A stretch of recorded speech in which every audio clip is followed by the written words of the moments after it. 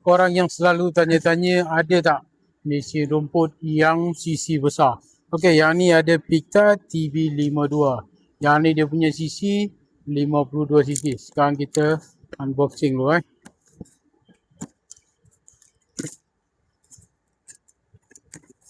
Tengok mesin dia. Okay, ni dia punya cover dia.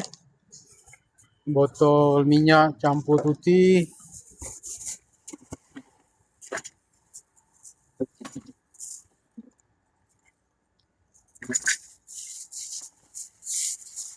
Ni mesin dia.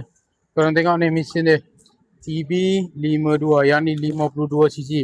Ni kalau korang nak potong lalang ataupun anak-anak pokok sangat sesuai. Sebab cc dia besar.